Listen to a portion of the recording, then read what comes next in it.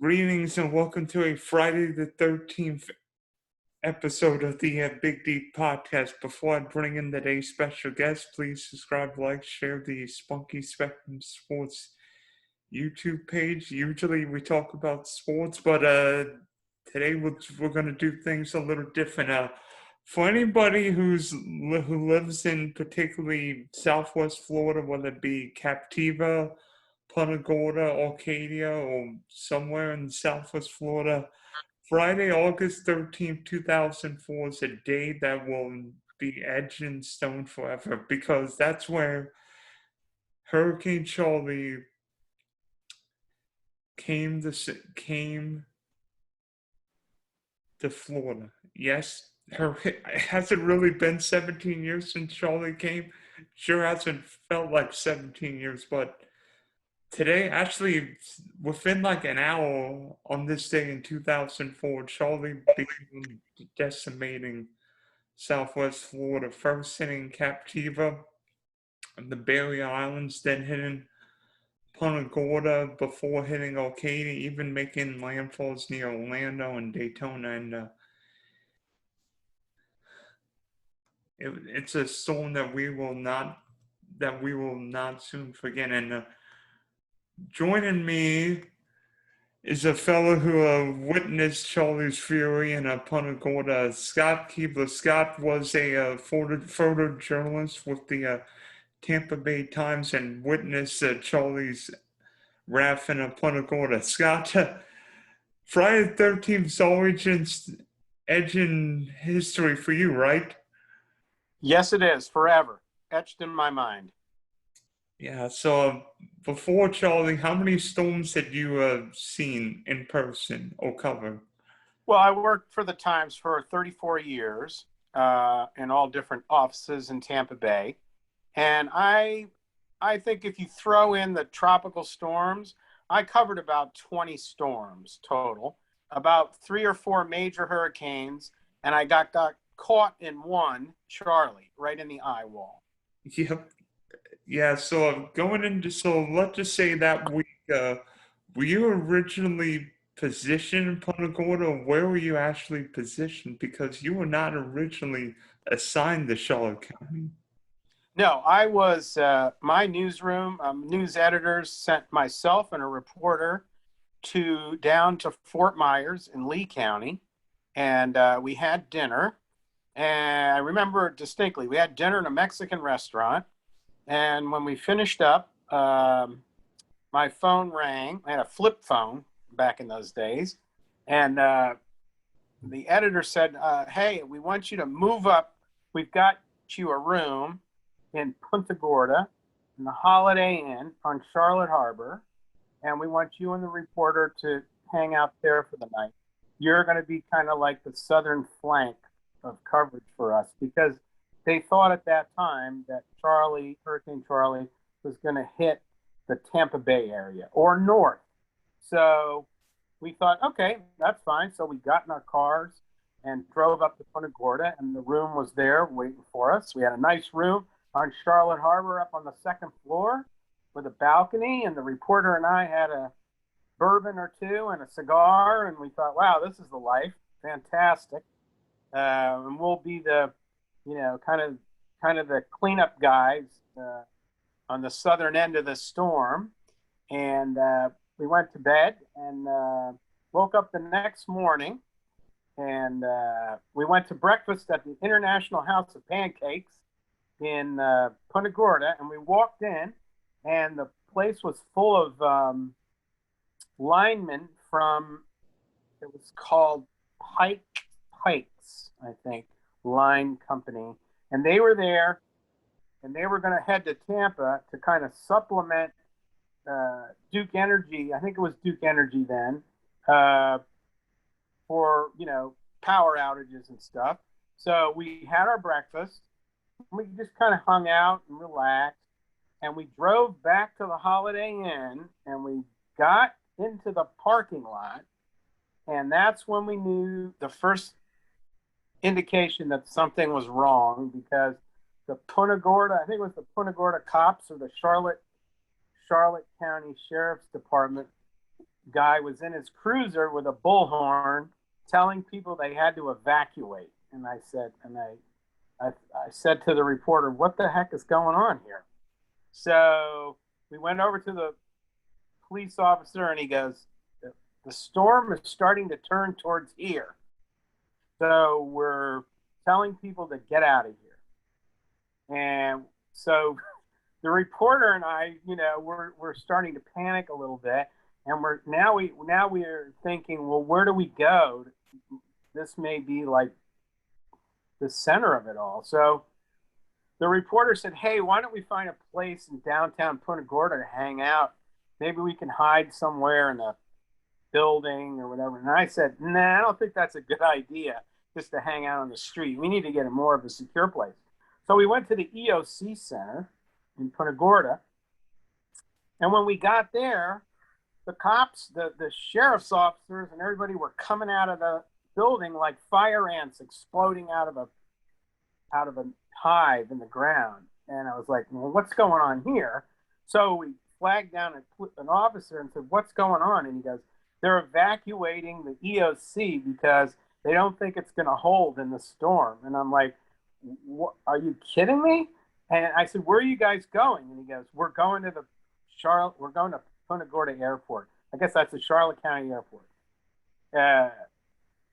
So we dilly-dallied around a little bit longer, and the sky starts getting darker and darker. And I finally said to the reporter, I said, we need to go to the airport. So the airport's on the other side of I-75. So we went to the airport, and by the time we got there, there were guys running from their vehicles to the building. It was the administration building, which is a one-story flat building with a flat roof. And it had hurricane shutters on the windows, steel shutters. So we got to the door and we told them we were reporters, and the guy says, get in. So in we go, and that's where we wrote it out. So that gives you a little bit of our day. I will tell you this, that both the International House of Pancakes building that we had breakfast in and our hotel were blown to smithereens later that day. We were the last people to stay in the Holiday Inn in Punta Gorda, Florida. The building's roof came off in one piece. It was completely destroyed and by the winds. And I think the International House of Pancakes building was destroyed too, but they rebuilt it and it's still there. There's another hotel in that area where our hotel was. That's all been redeveloped down there. But we were the last ones to stay in that room. Did anybody page or call you to tell that Charley had changed direction and No, we didn't get any communication at all. We were on our own. I had a flip. You got to remember, no smartphones back then. I had a flip phone and a Motorola pager, and I got no indication from anybody that this thing was coming at us, because it kind of dodged pretty quickly. And all hurricanes are different. Some are like Katrina that lasts 8 hours, 10 hours, churn slowly, blow 150 miles an hour, and it goes over an 8-hour period or longer. Charley was small, compact, but violent, and it acted like an afternoon thunderstorm like the ones we get here in Florida most every day in the summer, and it blew through quickly. That's why there wasn't a lot of flooding with Charley, because it blew through so quick. It didn't churn up the water and bring up the tide or tidal surge like Katrina did in New Orleans over an 8-hour period. So that was good, but its winds were violent. And so it blew through Punta Gorda. It was like a 4-5 hour most intense thunderstorm you've ever been in, with 150 mile an hour gusts. So I remember this, every car dealership in downtown Punta Gorda was blown to smithereens, and their cars were flipped over like Tinker Toys. I mean, there was a Toyota dealership down there. There were no Camrys left on the lot. They were one big mess and glass everywhere. I mean, Punta Gorda looked like Beirut. It was amazing. They're so fortunate more people didn't die in that storm. What did Charlie sound like at the airport?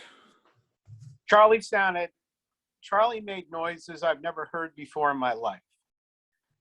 Growling, howling, creaking, high-pitched noises, because it's blowing the intensity is so high that it does stuff to buildings that I don't think, of course, normally happens. Like walls move, vibrations. I thought for sure we were going to die. I thought that building was not going to hold, because every other hangar building was being torn to smithereens, and airplanes and trucks, and there were small airplanes hitting the building we were in, like Cessnas and Piper airplanes hitting the building.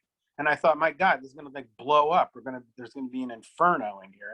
So I was hiding in a bathroom underneath a sink, and there were maybe 20 or 30 of us in there, cops included. There were people crying. They were wondering if their spouses or their loved ones were alive outside. You heard these explosions. It was claustrophobic. It was hot. I remember pressing my face against the tile underneath the sink so I could feel like it was cold. But the sound was unbelievable. I would not wish what I went through that afternoon on my worst enemy. It was that bad. I can attest, living in Fort Myers. I mean, for a while we thought the storm was going to come either us or maybe downtown. I mean, we were wondering. I mean, our house didn't have a whole bunch of shutters. I think we didn't even have like shutters on like the front window. I mean, it would have been. I mean, if there would have been 140-mile-an-hour winds in our neighborhood, it would have been wrecked.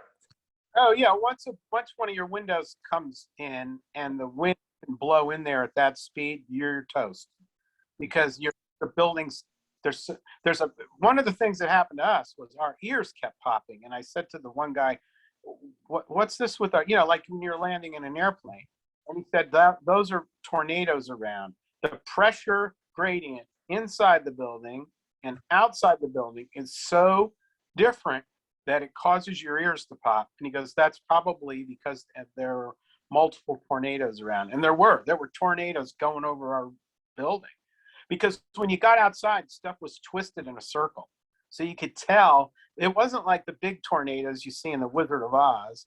It was small ones like we have in Florida, just dropping down out of this thing. And you'd see like the woods twisted in a circle. So you knew it was a funnel cloud. And that's what he said. He goes, we had multiple tornadoes on the property at the airport. So you knew they were around everywhere. And so by the time we got out of there, it was like 7 o'clock. I remember like 2 or 3 of the cops wanted to light up a cigarette.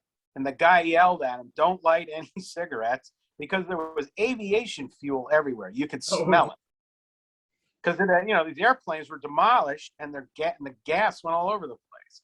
So these guys had to like get away from the airport building, what was left of it, to light up a cigarette. And my reporter friend, his name was Chase Squires. What's he do? He immediately steps in a fire ant pile. And they explode up his leg. So I went to my car. This is a good story.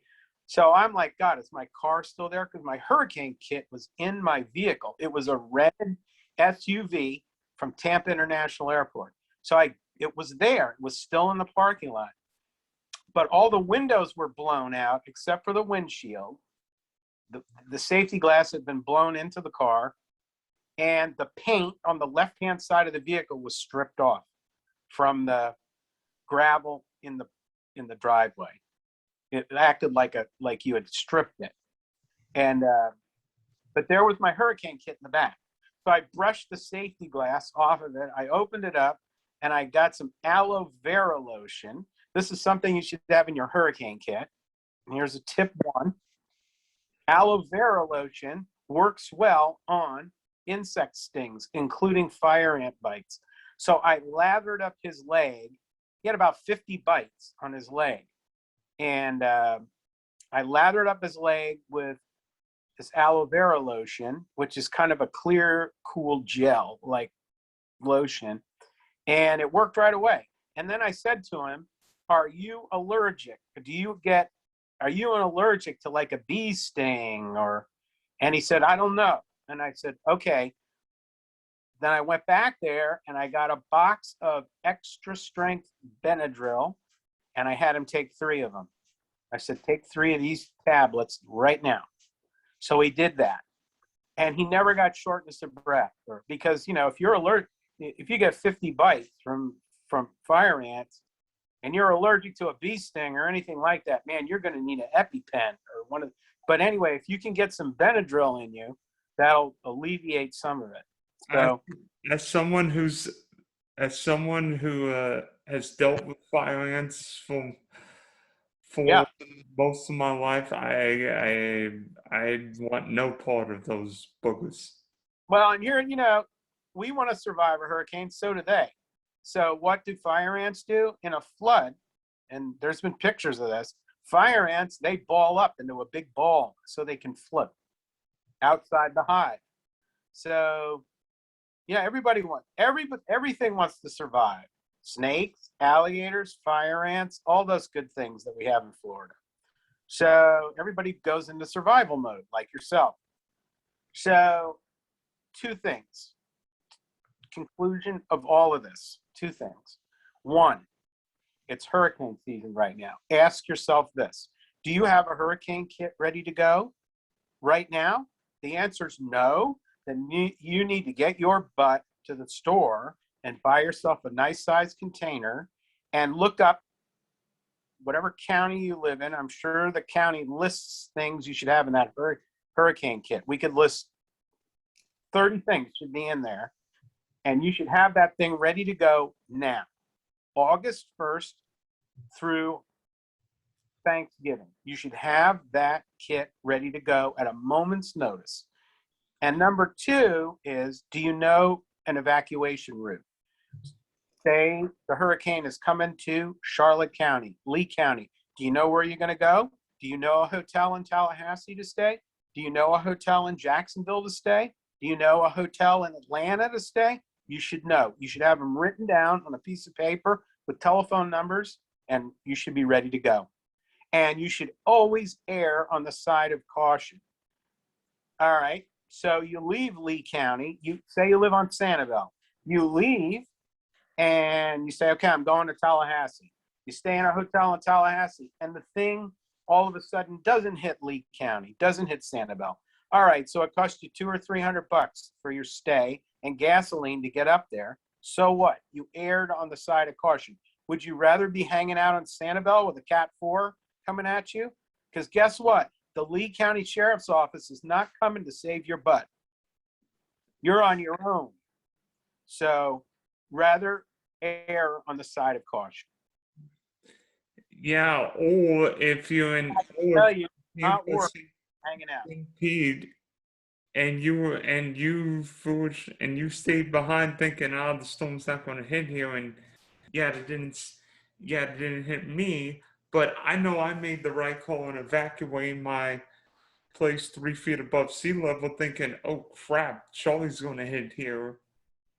But here's the thing. Charley was 17 years ago. Think about now how many more people have moved into the state of Florida who have never been through anything like that. They don't know, believe me, they don't know what could happen. And they have no clue about, I had lived in Florida for years before that. And I didn't, up until that day, really understand how powerful Mother Nature can be. I know it now. Believe me, I know it now. And I'm lucky that I was able to exit that building with 25 other people that day. So I'm going to err on the side of caution. Now, I'm retired now, So I have no excuse to hang around Pinellas County for any of this. I don't want to be part of the show. No more. So that's my advice. Is Tampa ready? Is Tampa ready for a major hurricane? Because you and I both know No, Tampa they're has not, been hit. no, I mean, they're not ready in that. Are the people ready? I mean, you have trouble right now telling people to get a vaccine for coronavirus. Some people won't do it. Just like a hurricane, some people are not going to leave. And it's unfortunate because, you know, you're on your own. That's all I can say. You're on your own in this world. So you got to make wise choices. And it's always better to err on the side of caution. So there you go. Yeah, no, there's going to be people. If a Charley type storm hit Pinellas County or Hillsborough County, it would be really, really bad. No doubt. Because I've seen videos and like read articles and stuff and saying that a cat 4 or heaven knows a cat 5 could bring as much as 200 billion to the Tampa St. Pete area. Am I crazy? Could it be more? Now think about the development that's gone on since 17 years. Let's just use Hurricane Charley as the marker. Think about the development that's gone on since then.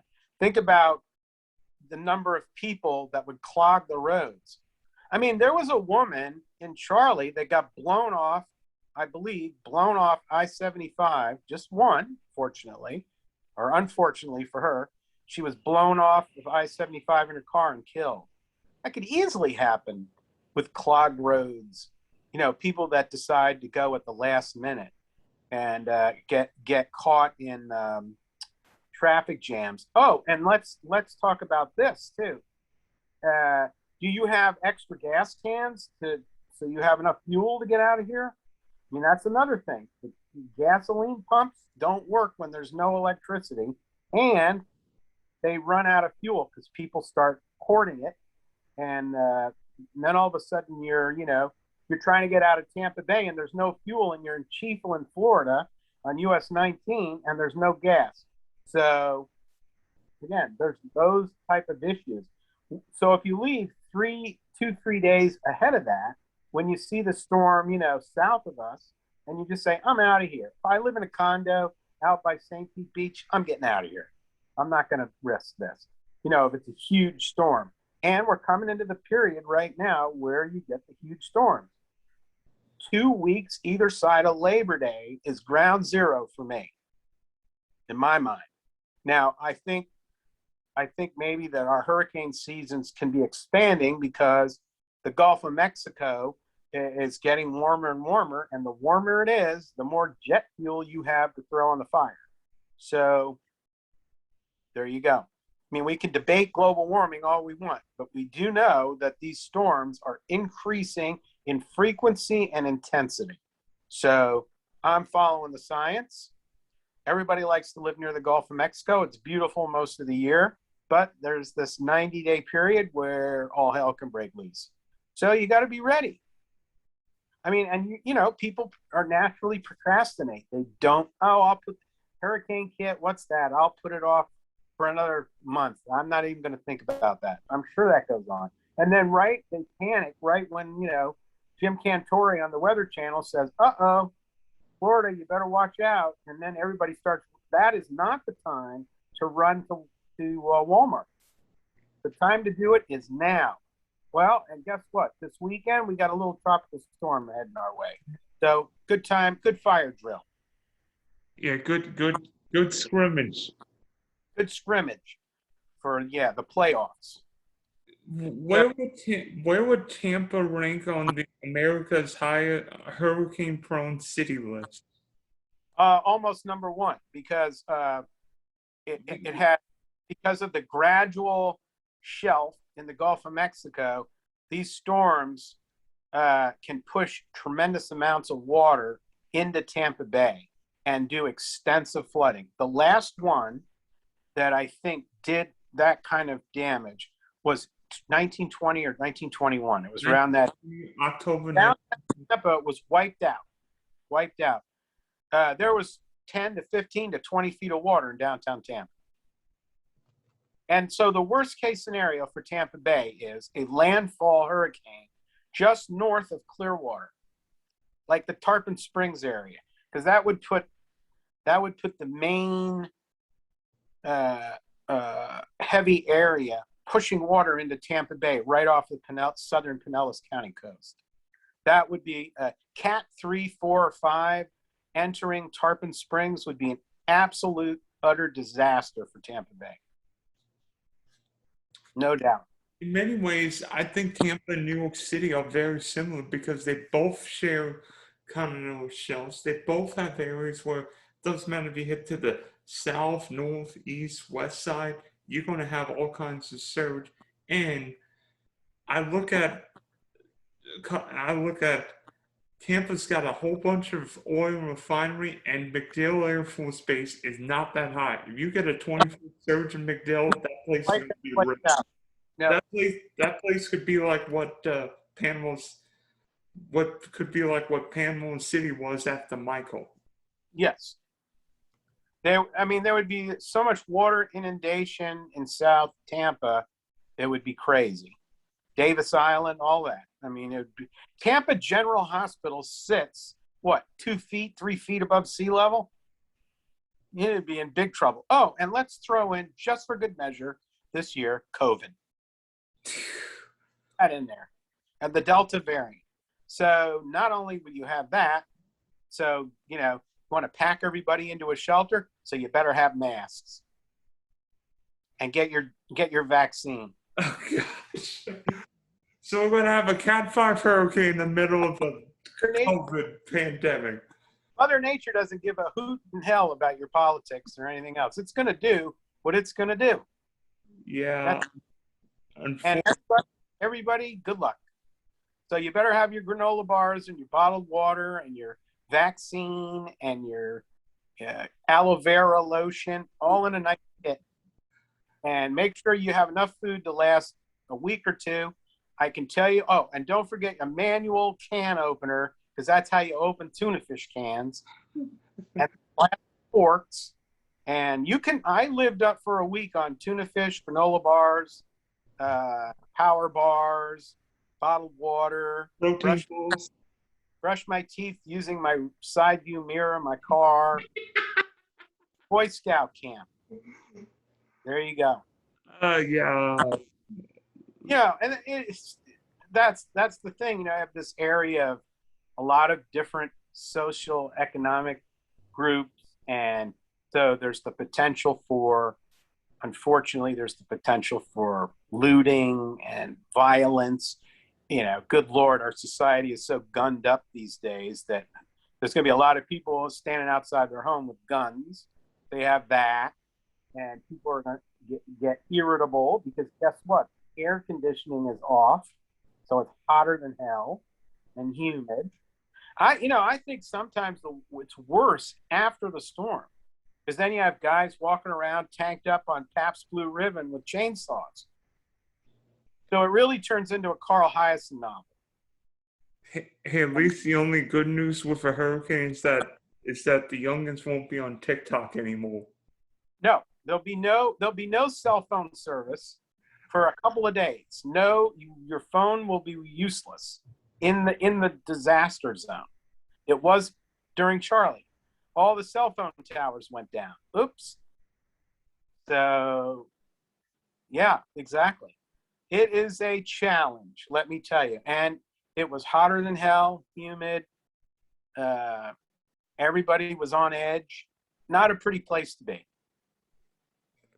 Oh, and don't have rolls of toilet paper with you. Oh no! Oh, not again! Not that! Anything but TP. Dozen rolls of toilet paper in that hurricane kit is a good addition. Oh, and also let me just say this: we have about a dozen. No, what do we have now? 8 battery-operated fans, little handheld fans because no air conditioning, but you'd like some air blowing on your face. So they run on 2 D batteries. So we have about 8 of them. I said 4 for my wife, 4 for me. And we have enough D batteries to run those suckers for 2 weeks. Actually, we got an extra backup air conditioning system that the generator can use. Beautiful. Well, you're all set. Hey, if you have a generator, again, people are stupid and they put gasoline generators inside their house and they end up, getting it. Put it outside. Put it outside. Put it outside the garage.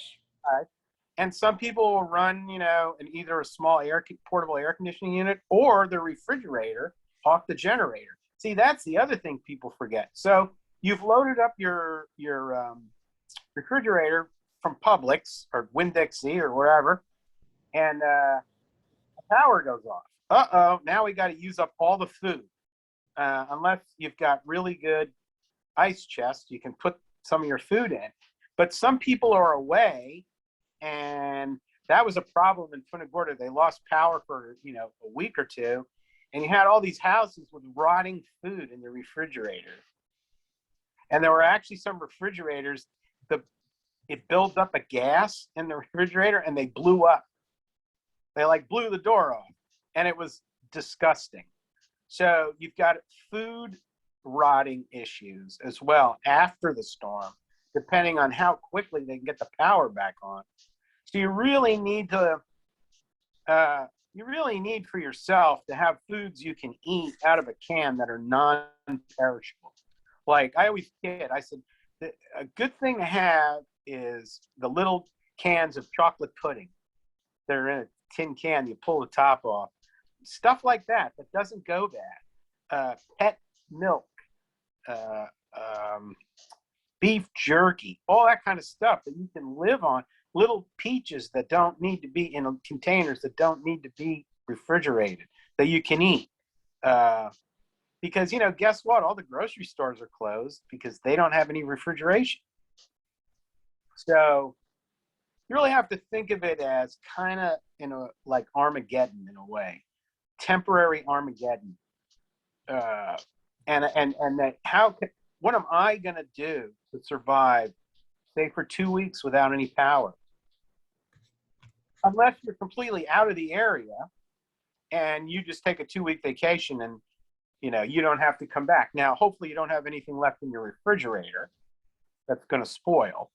But maybe you drove up to Thomasville, Georgia, and Tampa Bay's like a big mess, and you're just going to hang out up there or up in Tennessee somewhere in your friend's log cabin, and then hang out and then come back after some of the mayhem is through. So there's all different plans, but it's good to have a plan like that, to think it through in your head. Yeah, let's just hope Fred and the whatever potential tropical cyclone 95 don't turn into the next Charley. Thanks for hopping on, Scott. Yeah, you're welcome.